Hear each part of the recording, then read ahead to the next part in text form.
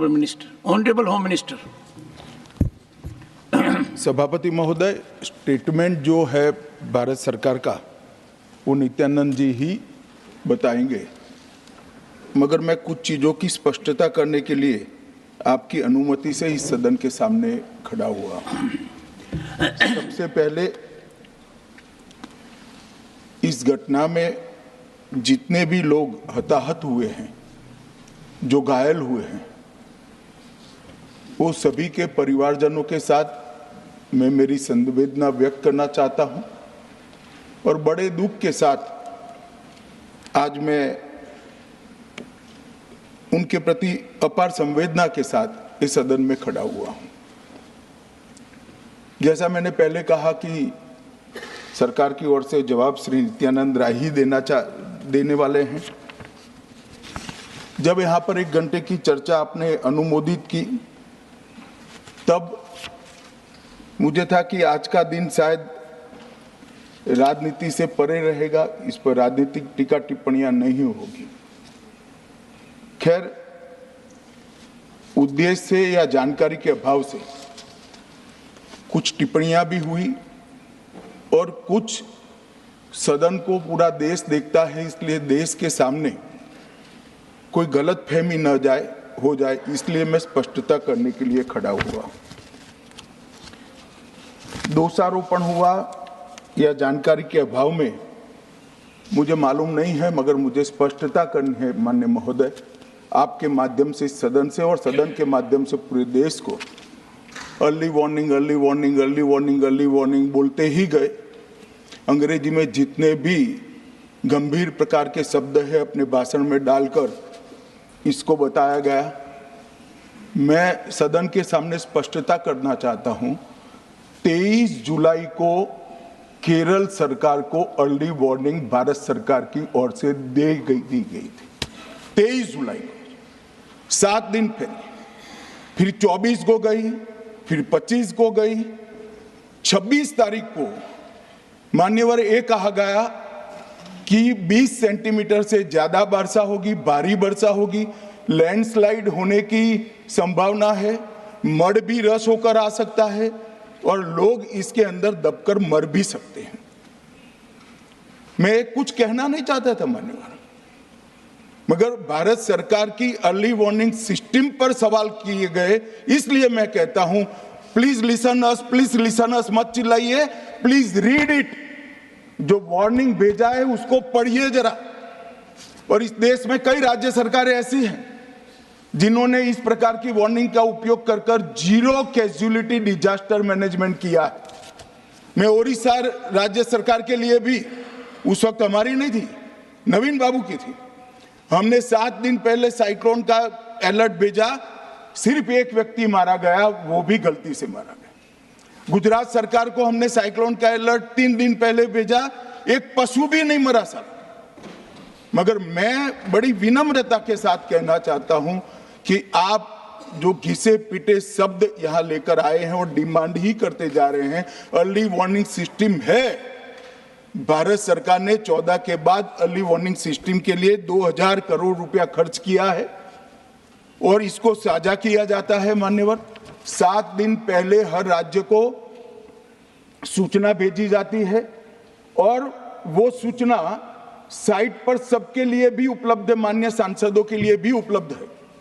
मगर कुछ लोगों को है कि यहाँ की साइटें खोलते ही नहीं है, विदेश की ही खोलते हैं। तो अब विदेश में तो इसकी अर्ली वार्निंग सिस्टम आएगी नहीं, हमारी साइट देखनी पड़ेगी मान्यवर। मान्यवर, वर्षा, 1 मिनट आप सुनो भाई, मैंने ध्यान से आपको सुना है, सुनिए जरा। नो डोंट प्लीज, इस तरह से नहीं चलेगा, सदन है। I will not allow. The facts and figures and details are being imparted. Please, मान्यवर, Honorable Minister. मैं तो उस उद्देश्य से ही कहता हूं इसको सुनकर सभी राज्य अलर्ट हो, अर्ली में अलर्ट हो जाए।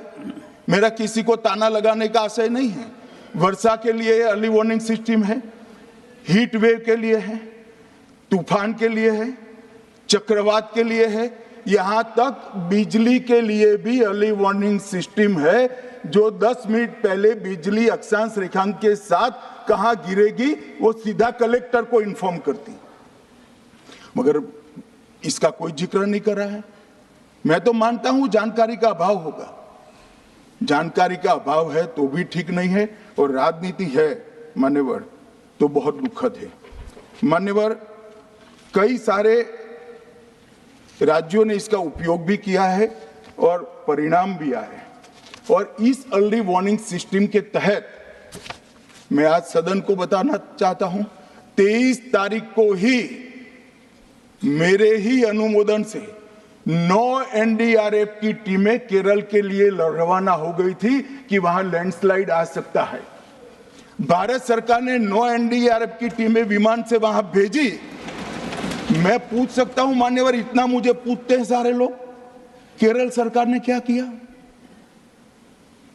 अनधिकृत लोग रह रहे थे, नहीं रह रहे थे, मगर वल्नरेबल सिचुएशन तो थी। इनको शिफ्ट किया गया क्या? क्यों नहीं किया गया? कौन रोकता था? और शिफ्ट किया तो मरे कैसे? शिफ्ट पहले नहीं किया गया है, बाद में किया गया है भाई। जितना बोलोगे उतना नुकसान होगा। मैं बोलना नहीं चाहता, परंतु जब आप आरोपात्मक तरीके से बात करते, मैं शांति से यहां बैठकर सुनने ही आया। मान्यवर, मैं आज आपके माध्यम से कहना चाहता हूं कि early warning system Narendra Modi ji 2014 में प्रधानमंत्री बने, 2016 से ये प्रोजेक्ट चालू हुआ और 23 तक दुनिया की सबसे आधुनिक अर्ली वार्निंग सिस्टम कहीं पर है तो भारत में। और इसका 7 दिन पहले इसका अनुमान देने वाले 4 ही देश है, उसमें से एक भारत है। मगर उसको पढ़ना पड़ता है, डिमांड करने से कुछ नहीं होता।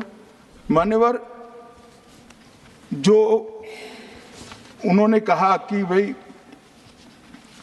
डिजास्टर के पैसे रिलीज करने का राज्य के साथ पास अधिकार नहीं है, वो गलत है। मान्यवर, मैं इसकी भी स्पष्टता करना चाहता हूं क्योंकि सदन का रिकॉर्ड साफ रहना चाहिए।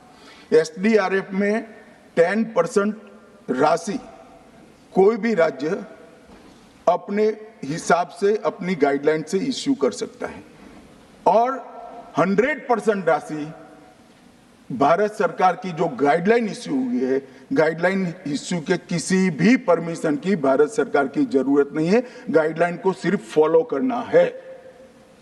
मगर जो ये डिजास्टर के पैसे हैं और कोई हेड के अंदर तो खर्च नहीं हो सकते, हमें इतना तो चेक एंड बैलेंस रखना पड़ेगा।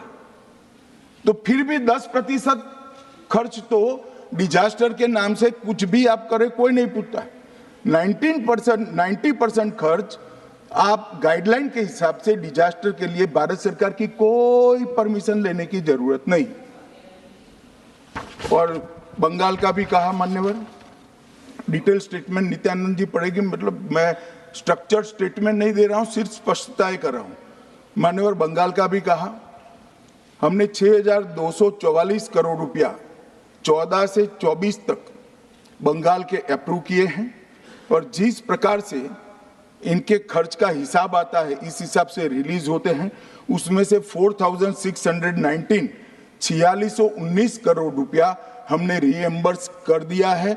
मगर वहां थोड़ा प्रॉब्लम है हिसाब भेजने में। अब वो तो मैं अच्छे से नहीं कर सकता साहब, बंगाल ने ही करना पड़ेगा। अकाउंट देना पड़ता है तो सरकार है, कोई पॉलिटिकल पार्टी नहीं है ना। सरकार के कुछ रूल्स होते हैं, रेगुलेशन होते हैं, अकाउंटिंग सिस्टम होती है, एजी का ऑडिट होता है। हम किसी को नहीं मानेंगे तो थोड़ी तकलीफ आएगी, मगर धीरे धीरे आदत पड़ रही है, इंप्रूवमेंट आया है। इसीलिए 6244 में से 4619 करोड़ रुपया इनका रिलीज हो चुका है। और मैं फिर से कहना चाहता हूं मान्यवर, अर्ली वार्निंग सिस्टम दी गई थी, इसीलिए 23 तारीख को हमने एनडीआरएफ की 9 बटालियन वहां पर 9 बटालियन वहां पर हमने भेज दी थी, और 3 कल रवाना करी है। एनडीआरएफ की बटालियन उतरने से भी अलर्ट अगर हो जाते तो काफी कुछ बच जाता। मगर मैं किसी पे दोषारोपण नहीं करना चाहता हूं। ये समय है केरल की सरकार के साथ खड़ा रहने का, केरल की जनता के साथ खड़ा रहने का, और जो लोगों की हानि हुई है उनके साथ खड़ा रहने का। मैं सदन को विश्वास दिलाना चाहता हूं, irrespective of party politics, Narendra Modi सरकार केरल की जनता और केरल की सरकार दोनों के साथ चट्टान की तरह खड़ी रहेगी, किसी को संशय रखने की जरूरत नहीं। Honorable Minister of State in the Ministry of Home Affairs, Shri